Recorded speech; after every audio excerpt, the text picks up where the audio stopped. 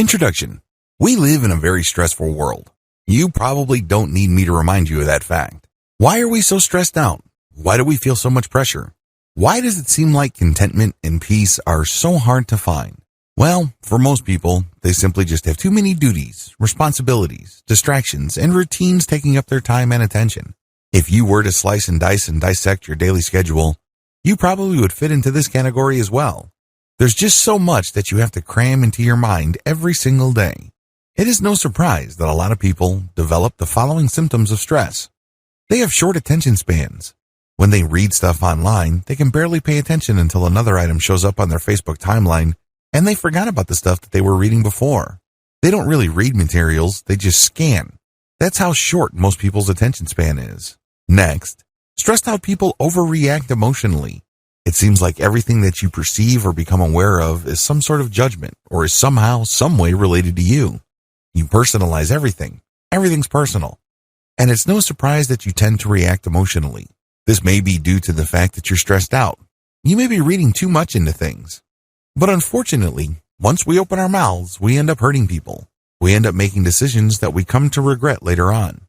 Another symptom of too much stress is simply a lack of patience. You don't feel like you want to stick around for anything. This is a very serious problem because it can lead to road rage if you're stuck in traffic. This can lead to violent disagreements with friends and family members. You might hurt your relationships because you simply have grown impatient in dealing with people. People are people. It often takes time for people to get their act together. Finally, you get this generalized sense of anxiety and frustration. You can't quite put your finger on it, but you feel that something is missing in your life. You feel that something is just not right. Not surprisingly, it's very hard for you to find peace and contentment. It seems that at any given second, something wrong might happen. It may lead to you losing money, or it may lead to you suffering from some sort of illness. Whatever the case may be, something's off. Something's not right. Rarely do you feel that if your world is perfect. It is no surprise that, given these symptoms, the Western world suffers from several systemic dysfunctions. In the Western world, there are high divorce rates. Too many people quickly conclude that their marriage is simply not worth saving. So this blows up the divorce rate. People are just not that patient with their relationships. Another symptom involves the high levels of drug use. This is particularly deadly in the United States because of the current opioid epidemic gripping that country. Some people have always self-medicated to deal with stress and anxiety. Maybe they smoke weed. Maybe they do cocaine. Maybe they shoot up heroin. Whatever the case may be, it numbs or suspends the pain for at least a period of time until they have to go back to the real world. Finally, the Western world, as well as Japan, has always suffered from high suicide rates. This is another reflection of the prolonged systemic dysfunction produced by depression, stress, and anxiety. If you need proof of this, just look at the top prescribed medications in any given year in the United States and many parts of the developed world. What do you see at the top? Antidepressants or anti-anxiety medications. This is guaranteed. In the top 10 of prescribed medications, you will always see those too. Something's got to give. Unfortunately, most of the time, it is you. Thankfully, there is a better way to handle your mental resources. You don't have to stress out. You don't have to freak out. You don't have to be emotionally on edge every single time. You don't feel like something wrong is going on or something's about to get knocked loose. The best thing about this better way of handling your mental resources is that it is 100% drug-free. That's right. No chemicals are involved. This method is also 100% natural. You deal with your mind as it exists. You don't have to buy a machine. You don't have to take drugs. You don't have to ingest anything foreign into your body. It is 100% natural.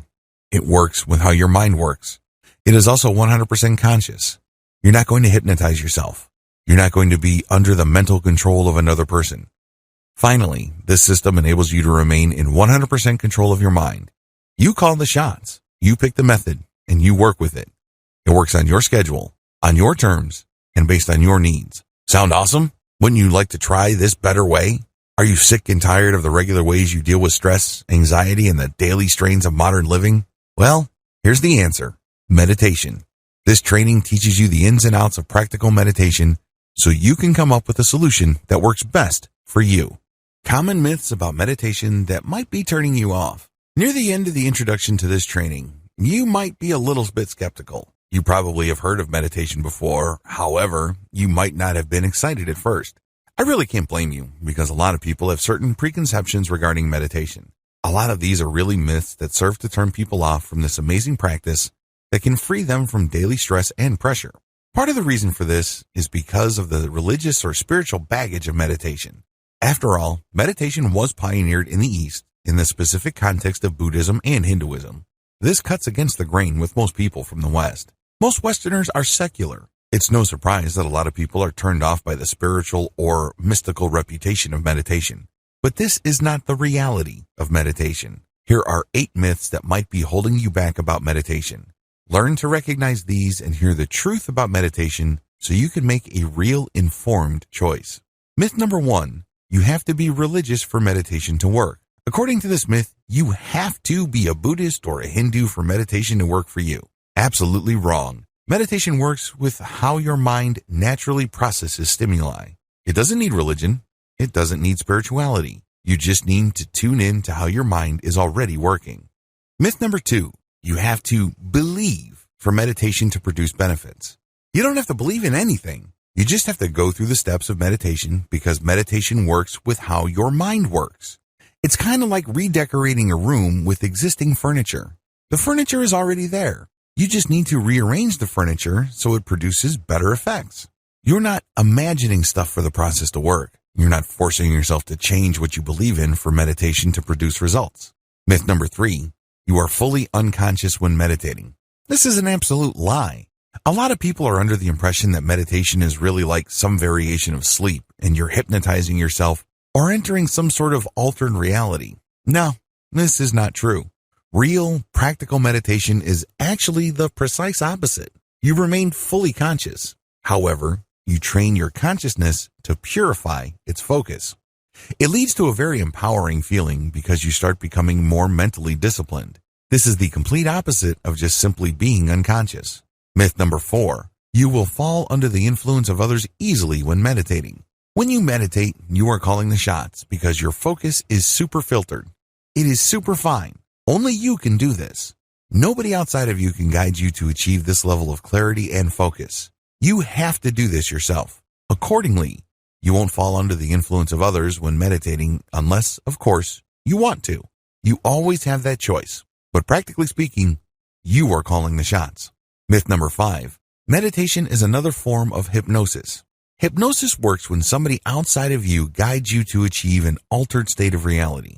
They basically change how you look at things. Maybe a hypnotist will make you change your mind about smoking or some form of addictive behavior.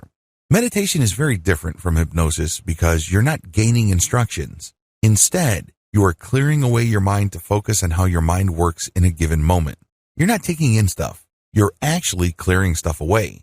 So there's nothing to get hypnotized about. What you have is pure focus. Myth number 6, it takes a lot of effort to meditate properly. Your mind is actually very powerful.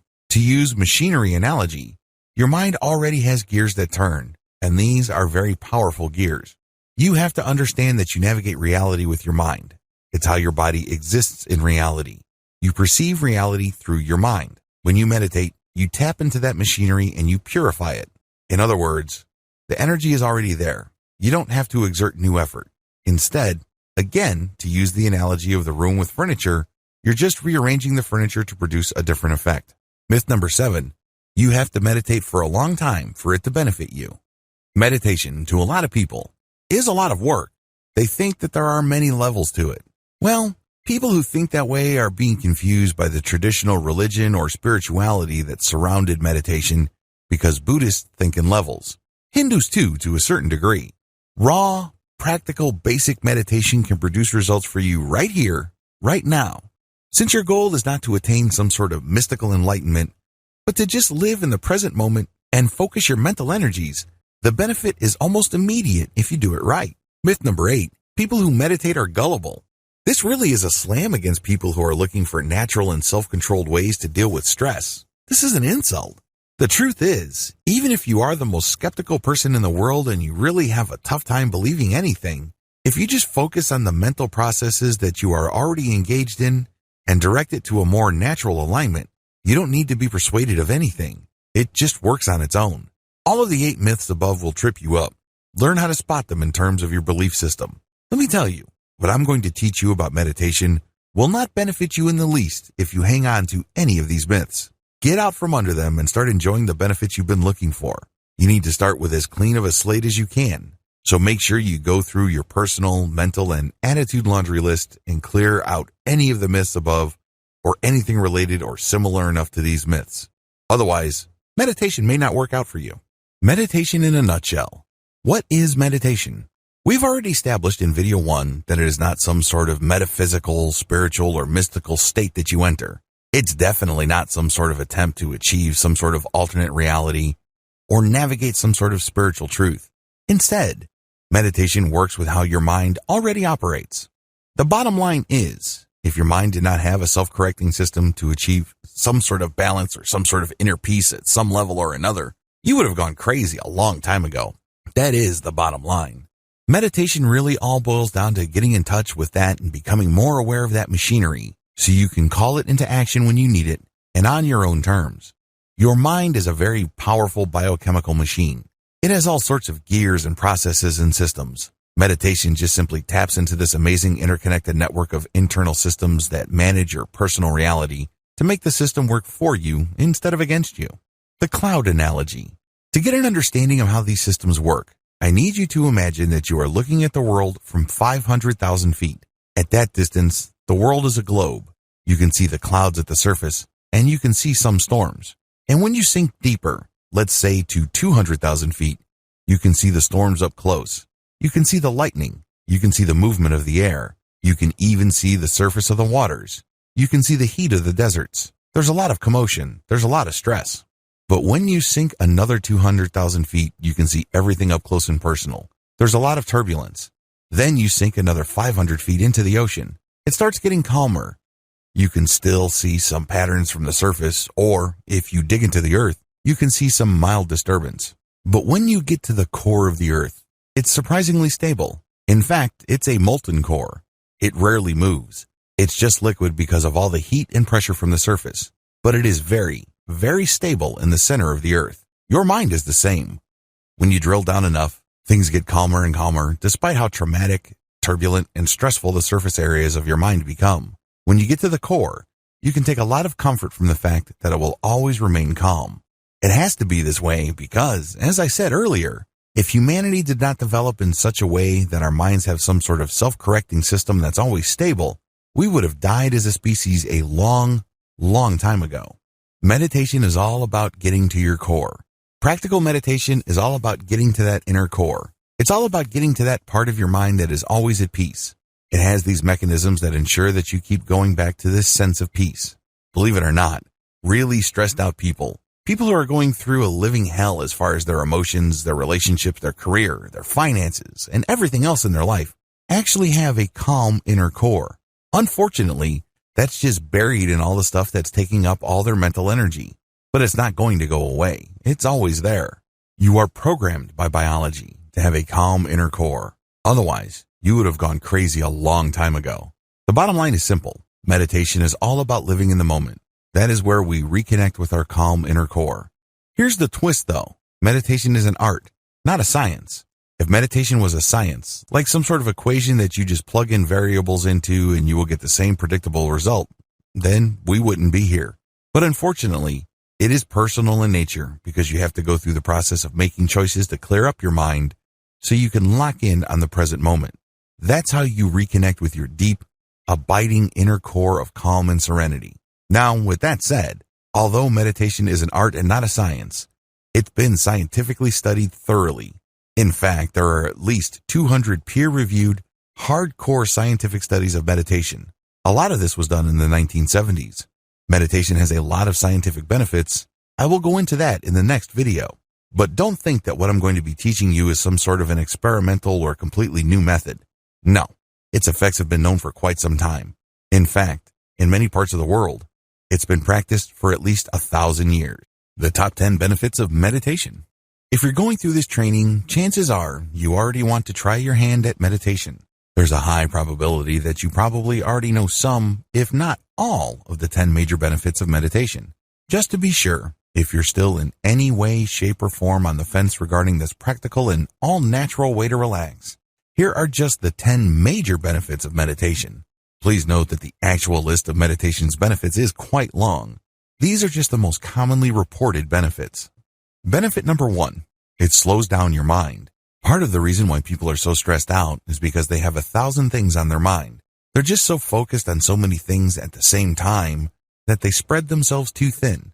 They're not very patient. They don't have much focus, and it's very easy for them to drop the ball. It's very easy for them to spend day after day thinking that they really haven't done much with their time or the opportunities presented to them. By learning how to meditate on a practical basis, you slow down your mind. You're able to focus and appreciate one thing at a time. This is not a step back. In fact, this is a great way of reclaiming your ability to focus and control the many different areas of your life. Benefit number 2, it relaxes your mind. Focus is one thing, relaxation is another. Please understand that these are two totally different things. You can be focused on something that really stresses you out and take care of the problem. However, once the issue is done, you may still be tightly wound up. You may still be stressed. Meditation enables you to completely relax your mind. It is a great way of not only taking off stress, but also relaxing your mind. You get inner peace. You get serenity. Benefit number 3, it relaxes your body. There's a tight connection between your body and your mind. The less stressed your mind becomes, the more relaxed your body gets. These two are strongly tied to each other. By working on your mind, you go a long way in relaxing physically. Benefit number 4, you gain perspective. Part of the reason why people are so stressed is because they think that they're jumping from one emergency to another. They are literally caught in the end of the world every single crisis. It's as if they're putting out one fire after another. Well, it turns out that most, if not all, of the things that you're stressed about are nothing to stress out over. In the big scheme of things, they are really small potatoes. When you adopt a daily or consistent meditation practice, you get to see the big picture. Gaining perspective enables you to achieve some level of inner peace. Benefit number 5, you create distance between your emotions and your perception. One of the most common symptoms of stress is when everything seems to revolve around who you are, your personal value, and your goals in life. In other words, every small disappointment becomes a giant failure. When you don't agree with somebody else, instead of leaving it at a fairly shallow level, the disagreement becomes really personal. You really have a tough time letting go of your emotions. Well, when you learn how to meditate, you create distance between your emotions and perceptions. Just because you perceive certain things, it doesn't necessarily mean that you have to interpret things in a very emotionally negative way. The more you meditate, the calmer you feel. It doesn't have to be the end of the world. It doesn't have to be all about you. Life doesn't have to involve a tremendous amount of unnecessary drama. Benefit number 6, your focus increases in power. Where your focus goes, energy flows. Unfortunately, if you're stressed out, it's very easy for you to try to focus, but there's really not much power left. You can't muster the willpower needed to get stuff done, regardless of how much you think you've set your mind to something. At some level or another, something is tapping your energy. It's just leaking out of you, and you really can't, for the life of you, focus like a laser. When you learn how to meditate and control your mental processes, your focus grows in strength. You are able to target specific tasks with your willpower. When you do this, you become a more effective and productive person. Benefit number 7, your focus increases in clarity. Just as focus involves willpower, focus also involves clarity. Things start to make sense. Things fall into place. Unfortunately, if you're under a lot of pressure, it's easy to suffer from brain fog. Everything looks the same, everything is fuzzy, and it's hard for you to tell which is which. You don't even know what your priority should be or not. It is no surprise that regardless of how much focus stressed out people try to put on certain tasks, they can't get anything done. It's as if they try to impose their willpower to do certain things, but it turns out that they're doing the wrong things at the wrong time to produce the wrong results. They end up chasing their tails. When you meditate, your focus not only grows in strength, but it also grows in clarity. You start using your values as your filter as to what to focus on. This can have a tremendously positive result on your productivity as well as your sense that you are able to make things happen in your life. Benefit number 8, it lowers your blood pressure. In research study after research study, scientists have discovered that consistent meditative practice actually lowers blood pressure. This is a big deal because there is a cardiovascular disease epidemic in the United States and other developed nations. As people live more and more sedentary lives, heart-related issues are killing more and more people. If you meditate, you tend to naturally lower your blood pressure, and this can possibly prolong your life. Benefit number 9, it can speed up emotional healing. If you have a tough time forgiving people, By learning how to meditate, you can gain emotional distance from painful or anger-induced memories. Sooner or later, you are able to see things in perspective, and this puts you in a position to forgive. Now, this doesn't necessarily mean that if you meditate, you will automatically forgive people who you feel have done you harm. That will still be your choice. However, when you meditate, you start viewing things in perspective, and it's more likely that, if you want to, you can forgive and move on. This can go a long way in helping you heal emotionally. Benefit number 10, can bolster psychological repair. I wish I could tell you that all of us came from ideal childhoods. I wish I could tell you that we all had great pasts, and that we've always hung out with great people and we've always had amazing times. It would be awesome if we all came from nurturing, loving relationships and families. Unfortunately, that's not true. There are a lot of us who have suffered psychological wounds and are having a tough time recovering. When you meditate, you tend to gain perspective. This enables you to put yourself in the position to start looking at the past as well as the present consequences of your past with a fresh set of eyes. If you feel that you've been victimized, if you feel that you've been harmed in the past, it doesn't necessarily mean that you have to continue looking at yourself the same way. Again, just like with speeding up emotional healing, meditation only puts you in this position. You still have to choose this benefit. This doesn't happen automatically. Keep the 10 benefits above in mind if you're still hesitating or feeling apprehensive about meditation. While it is a commitment, please keep in mind that in most cases, its advantages definitely outweigh whatever real or imagined disadvantages people may see with a meditation practice. Practical versus esoteric meditation. In the first video of this training, I outlined the common myths that tend to hold people back from adopting a personal meditation practice. It really all boils down to a sense that meditation is somehow, some way religious, mystical, or some sort of superstitious practice. We live in a very secular time. We'd like to believe that we are guided by reason and science.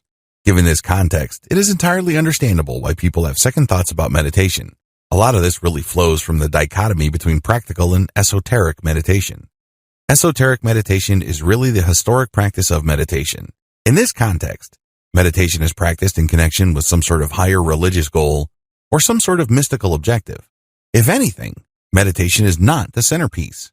Rather, it's just a side practice to what should be the primary goal, which is to attain some sort of enlightenment or some sort of spiritual release. Esoteric meditation. Esoteric meditation is rooted in Eastern philosophy. The whole idea of Eastern philosophy is that life is suffering, or that there is such a thing as karma and eternal rebirths. The whole point of any kind of spiritual exercise is to gain a perspective that enables people to break out of this eternal series of birth, suffering, death, and rebirth. Meditation has historically been associated with this thinking because meditation is one practice that enables people to start seeing life from a completely different perspective. This would enable them to think, talk, and behave differently enough for them to break the pattern of karma or the attachment that keeps them trapped in that mystical circle of birth and rebirth. As you can tell, this involves a tremendous amount of religious and spiritual concepts. There is chanting. People who practice meditation in this context say Om, Om, or they use some sort of spiritual mantra. They also engage in yoga and other physical exercises that have spiritual connotations. Practical meditation. Practical meditation simply strips away all the esoteric, religious, spiritual, and mystical layers of meditation. Instead, it looks at the meditative practice based on the core mental processes that enable people to self-repair to such an extent that they do not go crazy. In other words, instead of dwelling on the surface differences, practical meditation goes to the structural components of the meditative act itself and strips away anything that is unnecessary. It also focuses on one non-religious, non-spiritual, or non-mystical goal, which is to achieve focus in the present moment. We're not even talking about peace. We're not even talking about some sort of inner serenity, harmony, and what have you. Although those emotional states and experiences can and do happen, practical and fully secular meditation is all about achieving some sense of mental clarity in the here and now. There's no past to worry about and no future to obsess over. The bottom line with practical meditation basically strips away all that is extra or historic and cultural about meditation. It goes to the basics. The basics really boils down to learning how to focus on the present moment. Nothing before, nothing after. It's all about right here, right now. Using that, we get a tremendous amount of benefits, as outlined in video 3. The SEAL Quick Stress Relief. Starting with this video, I'm going to lay out the different purely secular methods of achieving a meditative state. Now, a lot of people might argue whether these methods are classical meditative techniques. But as I've mentioned in video 4, we really couldn't care less about whether it's traditional, classical, or what have you. Instead, our focus is to learn the basic practical, doable techniques that enable people to focus on the present moment. This is the key to relieving stress and removing unnecessary life pressures. The first method I'm going to teach you is the SEAL Quick Stress Relief Method. This method was pioneered for the U.S. Navy SEAL program. SEAL stands for Sea, Air, and Land Teams. These are highly trained, mission-critical military units run by the United States Navy. These are the seasoned military specialists that often see action first in any kind of armed conflict. In other words, you have to have your wits about you. Usually, they get sent in to clear out an area. They plant bombs. They do sabotage. They do all sorts of highly stressful military work. It follows that the U.S. Navy invested a tremendous amount of money to enable these military specialists to achieve instant or almost instant peace of mind right before they do a task. Also, if they're in the middle of a firefight or they are in the middle of a very sticky situation that can be fatal, they get the U.S. Navy invested in this training to help them calm down and remain focused on the task at hand. The SEAL method. The SEAL method is actually pretty straightforward. You breathe for a few seconds. It could be 4, it could be 10, as long as it's not too long for you to be uncomfortable. You breathe and then hold, and then you release, and then you hold. Basically, you breathe in, and then you hold it for however many seconds. You then release your breath, and then at the end of that stage, when all the air has left your lungs, you hold it for the same number of seconds when you were breathing. You repeat this about 3 to 8 times. Again, as long as it's comfortable. Guidelines. When you're doing this, you don't think. You know you're doing it wrong when you're thinking. Instead, you should just focus on what you're doing. Focus on the air coming in, focus on holding your breath, then focus on the air going out. If you keep repeating this with your focus solely on your breath and what your body is going through, the relaxation will come. Your mind starts to unclench. You're no longer worried about stuff at work. You're no longer worried about your relationship. You're no longer worried about your childhood. You're no longer obsessing about that person you can't forgive. None of that matters. Instead, you focus on the here and now. That's when the relaxation comes. Ideally, you should start with the SEAL method for quick stress relief. This is the easiest meditation method and it delivers the quickest results. Once you learn to de-stress using this technique, you should then go deeper by adopting the methods described in the following videos of this training. Counting your breath. With this method, you're just going to focus on your breath and nothing else. By doing this, you achieve a tremendous amount of relaxation. If you practice this long enough, you can achieve a very deep and abiding sense of inner peace. It's fairly straightforward. There are really no moving parts. It's not complicated at all. Preparations. First, you need to find the right spot. Generally speaking, you should do this in an area where you're not going to be disturbed. There should be no distractions in terms of what you can see, hear, smell, taste, touch. It should be a place that will only be available to you for around 10 to 15 minutes. It doesn't really take all that long, but you have to be in the right spot for a long enough period of time for this meditative technique to benefit you. Second, you're going to close your eyes. This is a technique that you cannot do with your eyes open. Remember, we're basically going to avoid any kind of distractions. These distractions can be seen, heard, smelled, tasted, and touched. No distractions. So you close your eyes and you just focus on one thing and one thing alone. Third, focus only on your breath. How are you going to focus on your breath? Well, you're not going to focus on it by feeling it or hearing it. Instead, you're going to watch it. In other words, you turn your mental camera to your breath. You imagine yourself seeing yourself breathe in and breathe out. The key here is to feel it with your body and see it in your mind's eye. Eventually, these two sensations will line up. So it diverts your attention from the stuff going through your mind as well as the stimuli that your body is picking up. Instead, everything is focused on your breath. Your conscious attention is focused solely on your breath. You breathe in slowly and you breathe out slowly. Everything is focused on the area of your body where the breath is coming in and going out. The key here is to not control your breath. The key is to not be self-conscious. Instead, you're just paying attention to this natural flow. When you feel that there's a strain in your lungs, you're doing it wrong. It means you're being self-conscious. It means that you're trying to force things. This should not be forced. It is actually effortless. You're just basically turning that mental camera that you have from obsessing about all these stresses or drama happening in your life to just focusing on your breath. That's all it will be focused on. And if you keep this up long enough, you will become very, very relaxed. It leads to a tremendous amount of inner peace. However, let me tell you, in the beginning, it's going to be quite difficult. You might even feel bored. You might even feel like you're wasting your time. It's because this is something new. Your mind is not used to thinking this way. After all, your mind has grown accustomed to thinking about 1,000 different things at once. It's used to using up a tremendous amount of energy. Now, you're using very little energy and you're focusing on only one thing. As you can imagine, that takes some getting used to. The good news is it's worth doing because the calm and relaxation that you get will be priceless. Present sense mindfulness. With this technique, you focus on what you see in front of you. In other words, you're going to be meditating or practicing mindfulness with eyes wide open. You're just working with your awareness. You're training your awareness on one thing and one thing alone. Steps to present sense mindfulness. The first step is to practice the breathing patterns that you learned in video 6. Focus on your breathing until you achieve a sense of relaxation. You do this with your eyes wide open. You can do this in a room with no other people, but there are objects in the room. You do this with your eyes open. Ideally, you shouldn't do this in any place where there are loud noises or music. Next, you're going to focus on an object in front of you.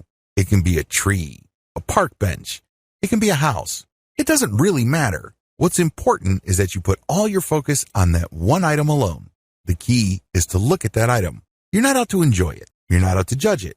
You're definitely not out to analyze it. Instead, you're just looking at it. The key here is to see clearly. You're going to basically be looking at all the details. It's not like you're searching for something. Instead, your job is just to take it all in. It is kind of like taking a very thorough, high-resolution snapshot of that item that you've chosen to look at. Next, once you have determined that you have seen all there is to see about the object, the next step is to pay attention to what that object would smell like, taste like, feel like in terms of texture, and what it would sound like. In other words, you sense it in 3 dimensions. You take it in with all your senses. This enables you to lose your focus on everything else. When you do this, your mind is being filled with the stimuli of that object and that object alone. You have no space left for stuff you have to worry about at the office. You have no mental resources left for that time when your best friend stabbed you in the back or did something that made you hold a grudge for a long time. All that stuff gets pushed out. Instead, you're just cramming all the sensory data that you are willfully taking in based on that object that you have chosen in front of you. This enables you to lose focus on everything else and focus on that thing in front of you. This enables you to reset how you normally focus on things in your life. The reason why you're so stressed out is because you're hanging on for dear life onto so many different things, and they layer on top of each other. And at the end of the day, all this willpower and this mental energy is just basically wasted because you're hanging on to so much stuff. When you practice this meditative technique, you push a reboot button for your mind and let go of all that stuff that you're clinging to. And instead, you just fill it with the stuff that you take in and that you flush out. Eventually, this leads to mental hygiene because you will develop the mental discipline to zero in on an issue or a set of data for however long it takes to produce. Let's say at work or in an argument or even dealing with a relationship, and then let go. Watch your emotions like clouds. Once you have done the previous meditative practices, the next step is to meditate in such a way that you let go of emotional attachments. Let's get one thing clear. Part of the reason why we're all so stressed out and anxious is because our memories are not emotionally neutral. When we perceive certain things, we tend to react a certain way because we have been trained by past experiences to respond that way. What if I told you that in many cases, we respond in a very unproductive and downright negative way? We could be responding in more neutral or more positive ways, and our lives could be more productive.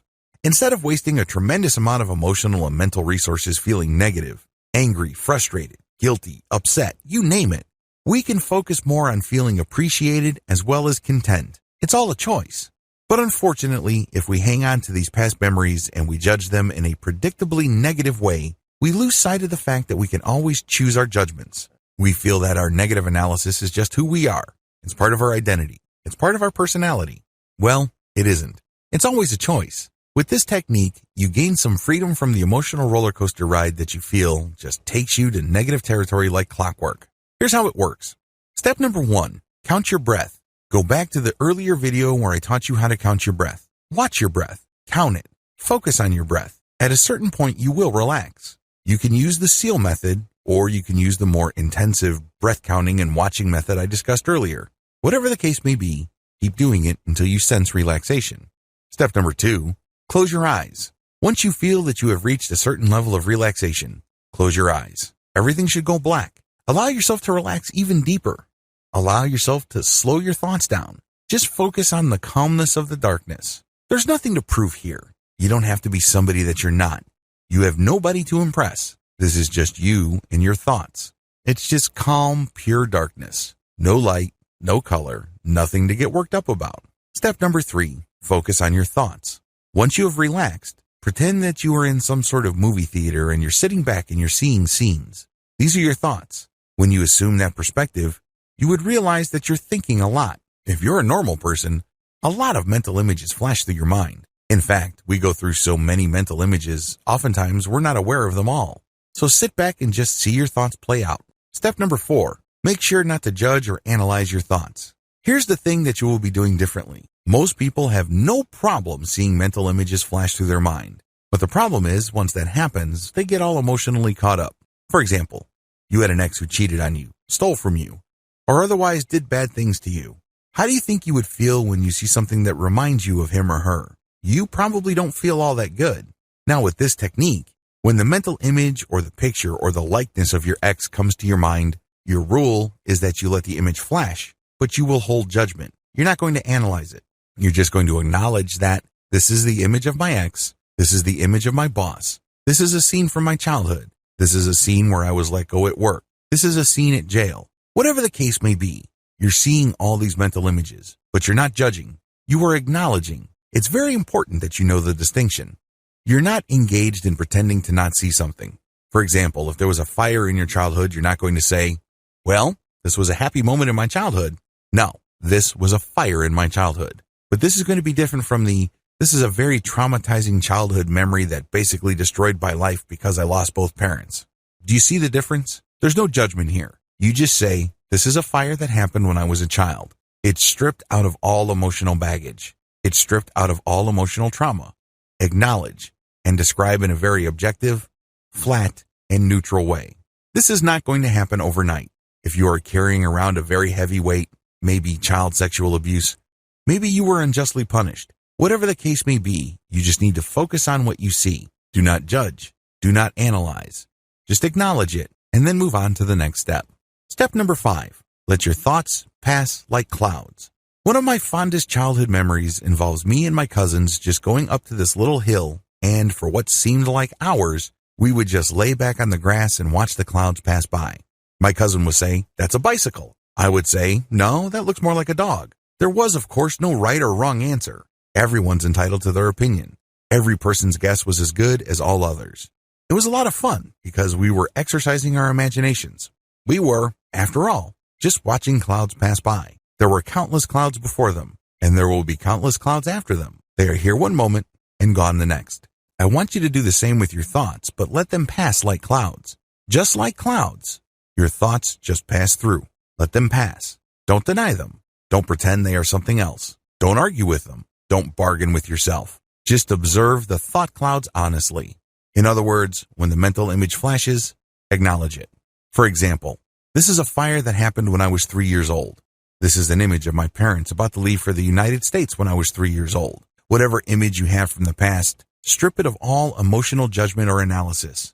Make sure you empty the mental image of any emotional content that might trip you up or set you off into an emotional analysis. Compare this. This is the fire that happened when I was 3 years old. 2. This is that devastating fire that made my family homeless for 3 years. My father was very angry during that fire, and he has not stopped being angry since. We lost it all. I was only 3 years old. See the difference? The first case involved just describing the facts, nothing more, nothing less. The other case includes a lot of analysis and commentary. These lead to you getting thrown off track.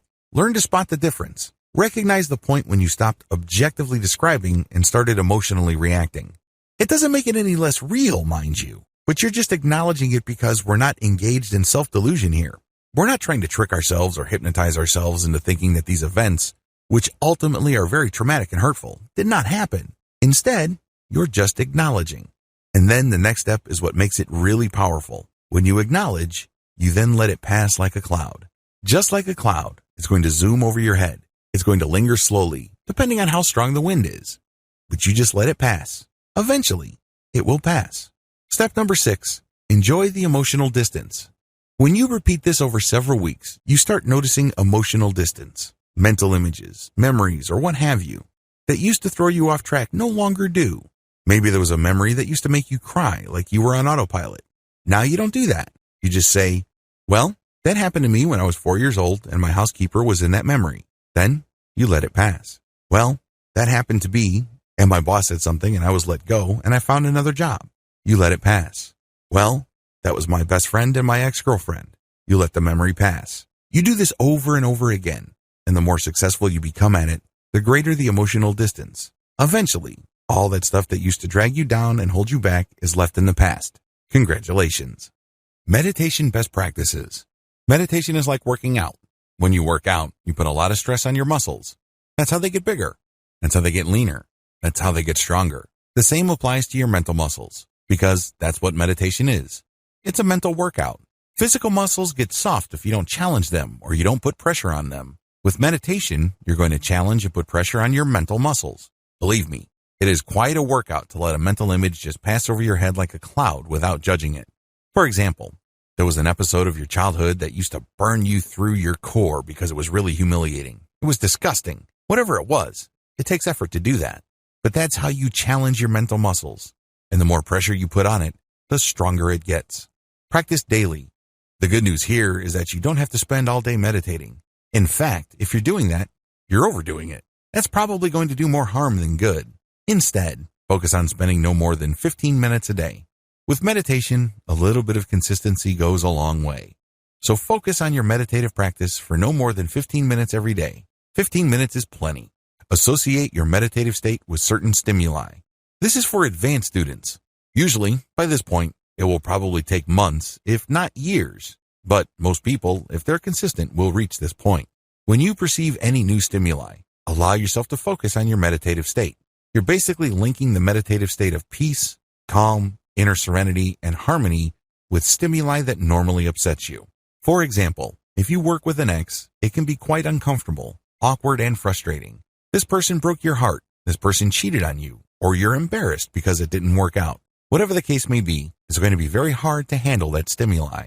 After you've meditated and you've gained some emotional distance, allow yourself to look for that stimuli and link it with a meditative state. In other words, you are replacing the stress, discomfort, and embarrassment that you normally feel when you perceive that stimuli. Maybe it involves seeing the face of your ex or hearing his or her voice, whatever the case may be. Now, you're replacing it with a meditative state.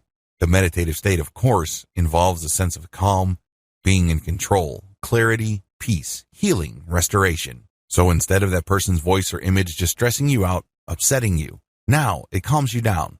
You say to yourself, I'm okay. There's nothing to get hung up about. I can deal with this situation, this person, these memories at a certain level, and I'll be okay. Sure, in the beginning this is going to be difficult because of your mental habits. When you were just starting out, the urge to go back to your old reactive patterns with its rush of negative emotions seems to be all but irresistible. This is the hardest part, but you can overcome. Choose to override this natural tendency, and it will get easier and easier to respond to life stimuli based on your highest values instead of your feelings or whatever is convenient or easy. The more opportunities you seek to practice your newfound power over your emotions, the stronger your mind becomes. It also makes the link between certain positive stimuli and positive emotions or positive mental states. Of course, none of this happens all at once. It takes time. Still, every time you successfully choose to focus on being calm and successfully recall the mental calmness of your meditative state, the easier it gets. The secret is practice.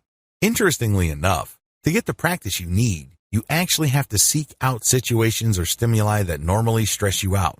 That's the only way you can test out your ability to recall a calm inner peace. Usually, people do not need help recalling stressful, embarrassing, traumatic, or painful memories. Start there.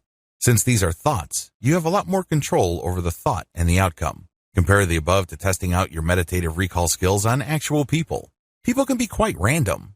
You might have a very sticky situation on your hands, and unlike memories, there's no rewind button if you end up saying or doing something that harms your relationship or takes it to a much lower level.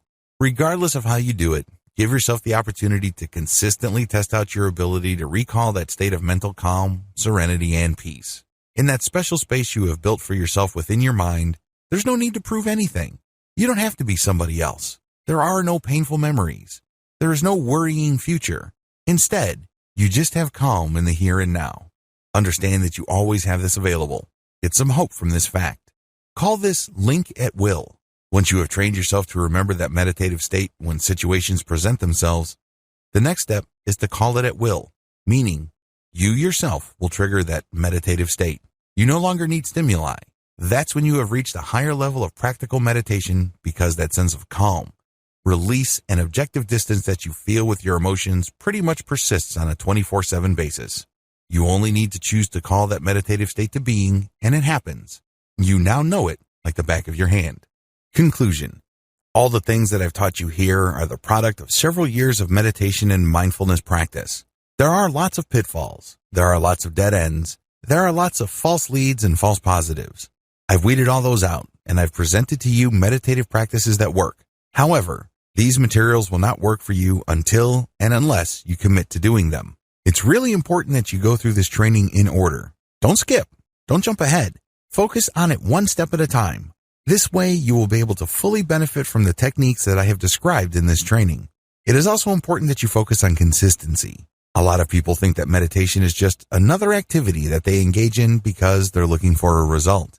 They are looking for some sort of solution. While that may ultimately be the truth, please understand that you must look at meditation and mindfulness as ends in and of themselves. In other words, they're not just means to an end. They don't just enable you to go where you really want to go. Instead, they must be your destination. They must find some sort of value in doing them. That value must be in the act itself. If you're able to do this, then it becomes part of you. It becomes part of your personality in addition to your daily routine. You will then be able to put yourself in a position where you will level up your ability to focus, stay in the present moment, achieve emotional distance and emotional clarity. Ultimately, it's all a choice. You have to exercise that choice. You have to be responsible for yourself, your thoughts, and your actions. Do it today. One of the most common problems I've noticed people experience with meditation is the fact that they feel that they would be able to do it only when things are right. They feel that they have to feel a certain way. They think that certain conditions have to be present in their life for them to do this. What you're doing is you're just giving yourself excuses to not start. I'm telling you, if you don't even get yourself to start, you are failing. You're not dealing with your stress. You're not getting your life back. You're not setting things in order as far as your mental peace and tranquility are concerned. You're achieving nothing. You might be thinking that you're researching book after book about meditation, but what you're really doing is just giving yourself an excuse to not start. You have to understand that when it comes to any kind of profound personal change, our number one enemy is ourselves. The paradox of self-sabotage. I know it sounds kind of weird. You know how frustrated you are. You know that you feel that something is missing in your life. You know that you're not fully content. You understand that meditation can help you achieve some sort of balance. You understand that meditation can lead to a greater sense of inner peace. Why in the world would you want to get in the way of that? Why in the world would you want to sabotage that? Well, it's actually quite simple. We're all creatures of habit. We get accustomed to things. We grow attached to things. Once you do things a certain way and you think about things a certain way, you feel that you're stuck in that pattern. You feel that you're not capable of going outside of that pattern. I know it sounds weird, but you know that you're not really all that happy. But ultimately, at some level or another, most people would rather deal with the devil they know rather than roll the dice and take chances with something better. They know they're not happy. They know that things could be so much better, but they're afraid of trying something new. These are the issues that you have to confront with. They will crop up sooner rather than later. I share them with you and I shine a light on them at this point in the training so you can spot them a mile away. Understand that when you start bargaining with yourself about why you should not meditate at the appointed time, you're basically giving in to this. This is all too predictable. This is to be expected. Now that you know that you're going to be playing all sorts of games with yourself, stick to your resolve. Stick to the game plan. Understand that there's a lot at stake. You're trying to get your life back. You're trying to gain control of your emotional and mental processes. You can be so much more productive, and you can be so much more effective if you overcome your old patterns. Unfortunately, if you allow yourself to make all sorts of excuses and justifications to go back to your old way of thinking, you give up a tremendous future for convenience. You've grown to love your chains. One of my favorite philosophers in college was the French Enlightenment thinker Jean-Jacques Rousseau. Rousseau said, "Man was born free, but everywhere he is in chains." This quote, of course, is all about political philosophy, but Rousseau was absolutely right on a personal level.